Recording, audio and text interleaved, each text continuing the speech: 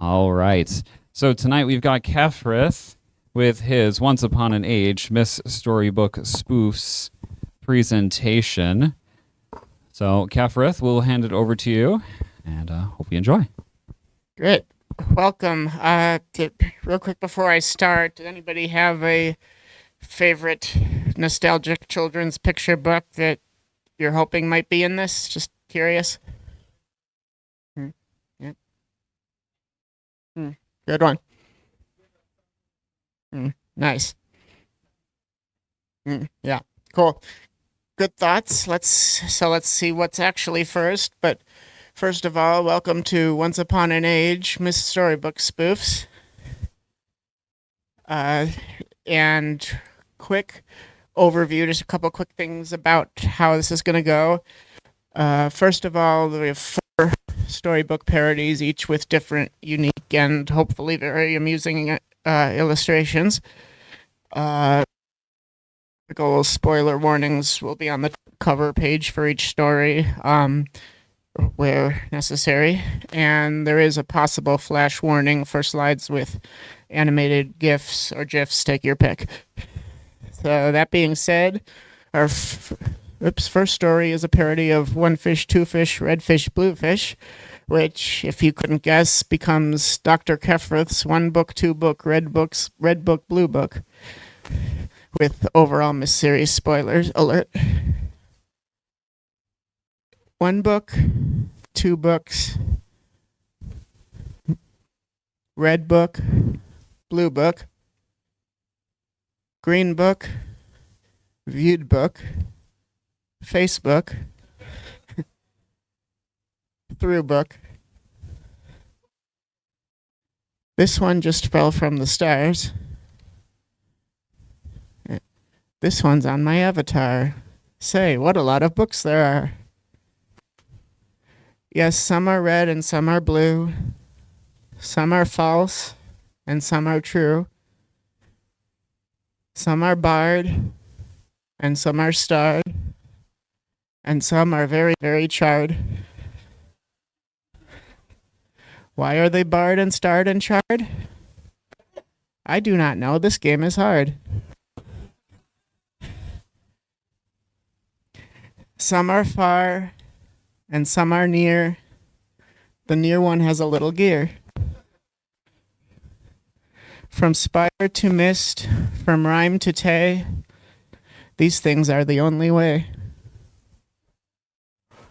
Here are books laid in a ring of things about all the kings. Oh me, oh my, oh my, oh me, what a lot of Denis history. Some have 2 links, and some have 1. Some catch fathers, and some catch sons. How are they captured? Who can say? But I hope where they are is where they'll stay. We see them dropped. We see them fried. Some have leaves. Some are wide. Some I've opened. All I've tried. They all have grabby cursor hands. Don't ask me why, just go ask Rand. And that is the end of story number 1. Thank you. And next we come to story number 2, which is a parody of The Very Hungry Caterpillar. But before I reveal the Myst version, I do have a big surprise for this one, which is guest illustrations from, some of you may recall from last year, Toyal, in the style of Eric Carle. So this is the Very Hyperactive Mangry with guest illustrations by Toyal. In the light of the moon, a little nest sat in a tree. I'll go a little slower on this one so you can appreciate her artwork. One Sunday morning, the warm sun came out and, pop, out of the nest came a playful and very hyperactive mangry. He started to look for some fun.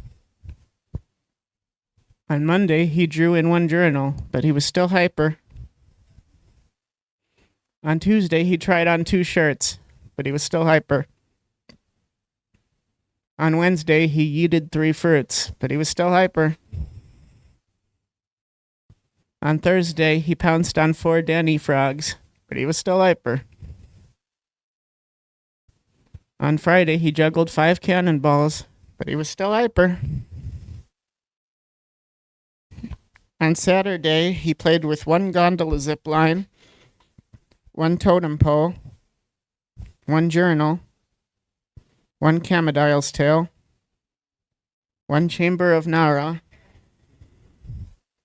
1 hang glider, 1 painting of himself, 1 shipwreck, a Karnak, and ran slice of watermelon. I had to. That was the line that was originally about watermelon in the original story. Anyway, that night he had a stomach ache. The next day was Sunday again. The playful Mangry booped a new stranger's nose. But after that, he ran for cover. Now he wasn't playful anymore, and he wasn't just a hyper Mangry anymore. He was a scared hyper little Mangry. He hid in his nest and pulled it closed over himself. He stayed inside for 5 tavoti. Then the stranger arrived outside his nest, setting him free, and he offered many more thank you boops. And that is the end of the second story. Let's have an extra round of applause for Toyol's beautiful artwork, please.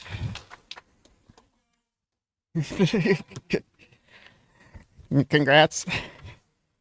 And now we come to story number 3, which, as one of you guessed, is a parody of If You Give a Mouse a Cookie by Laura Joffe Numeroff. My version, though, is If You Give Atris Assistance. And I will say this one has a lot of little details I've worked into the illustration edit, so I will be posting all of these slides online as soon as I have a chance. So this one in particular, I encourage looking at closer at your convenience. That being said, if you give Atris assistance, he's going to ask for a whole lot more. When you give him the help, he'll probably tell you to explore. When you've finished, he'll send you to Riven. Then he'll want to get back to his writing, so he'll link you through with just his journal.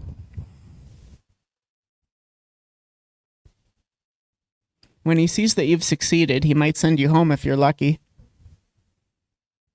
And you'll probably meet again someday, chances are.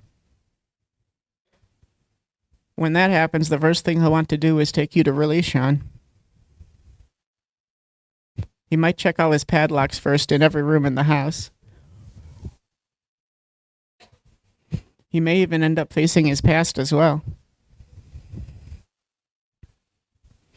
When that's done, he'll probably want to raise a kid. You'll have to fix up his power box for him while you babysit his daughter and throw out this infamous slider in the trash. You're welcome. She'll run off, get herself in trouble, and just go missing for a while. He'll probably need you to save her from Cirrus. So you'll get there through one of his books, and you'll do in both of her brothers. When he looks at their pictures, he'll be so relieved that he'll want to move on strangely fast. He'll swear to treat Isha right. He'll grow the grower. When the grower is older, she'll want to sign her name on her face. Nice. Then she'll ask you to lift the burden passed down by her father, which runs Doom, apparently. Which means to free the least. She'll head back to Relishan and back to her father. Looking at her feeble old father will remind her that he's helpless. So, you'll stay there to give him help. And chances are, if he needs that much assistance, he's going to need a lot more to go with it. And that concludes story number 3. And I've got one more, which is, of course, story number 4. This one is a parody of Goodnight Moon by Margaret Wise Brown. My version is Goodnight Myst, with Real Myst Masterpiece Edition, spoiler alert. And without further ado, in the great wooden room, there was a spinning map, and a fireplace, and 2 picture books, each with a scary face. And there were 2 little boys with some interesting toys across 4 puzzling ages, each with red and blue pages, and a toy music box, which took 21 years to unlock. Thanks, Jeff. Is Jeff in here? Is he here? All right. Anyway, and a skull and a rose, and stuff that randomly glows, and I'm angry about to boot my nose. Wait, wrong story. Anyway, Goodnight Room, excuse me. Goodnight Myst.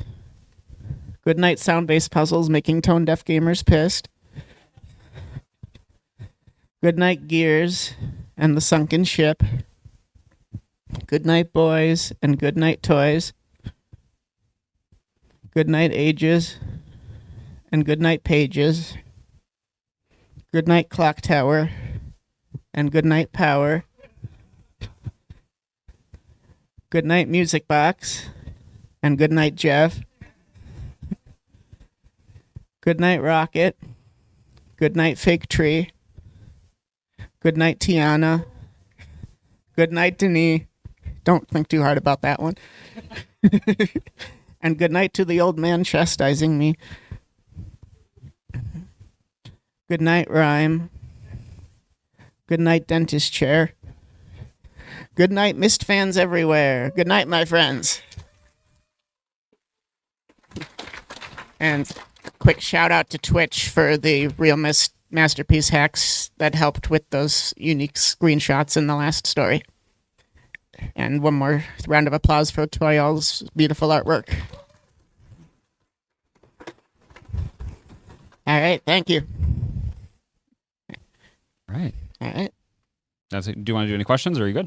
If anyone has questions Any questions, I guess we'll open it up. Yeah. Anyone has questions or anything, I'm open to it. Are you going to print any of these as come through on chat? No, but I'll be sharing the slideshow online. Sounds I good. just have to figure out the best platform to do that. Gotcha. Yes? That was in the grass that looked like... You showed a book that was hidden kind of in the grass, and you said that was Tiana. Can you elaborate more on that? Because I'm kind of rusty on my Myst knowledge. That was specifically from the later remakes. That was Tiana's gravestone. Oh. Yeah, not a book. Yeah. Oh. Which one was your favorite to make? And if you don't have a favorite, which one was the most difficult to properly parody for you? That is a good question. Well, first of all, I can definitely say that I wrote out of order. I wrote the callback Mangry reference long before I wrote what it was calling back to.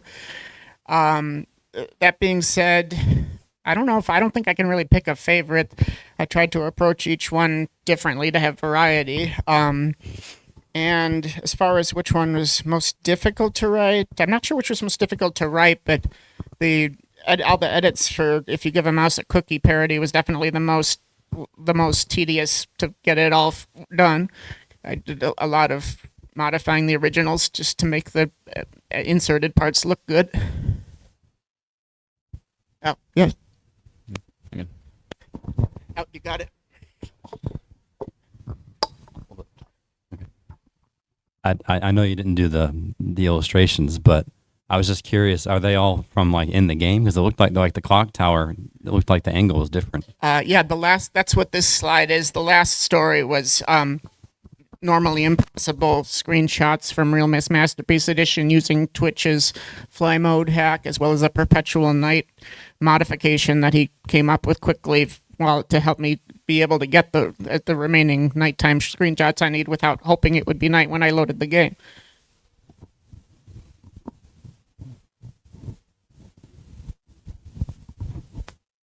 Yeah, the fly mode uses sort of a external hacking tool to modify the coordinates of where you're at in the game.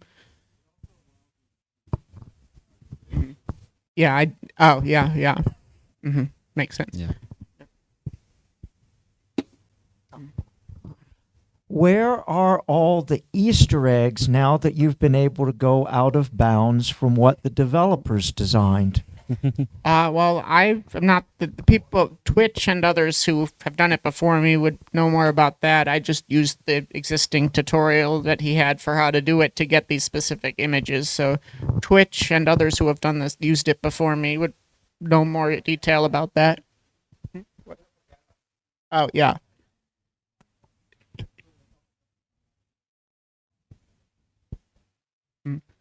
Yeah. So if you look at the Steam listing for Real Myst Masterpiece, and that QR code is for the Twitch's YouTube video on how to do it, on how to set up the fly mode. Anything else?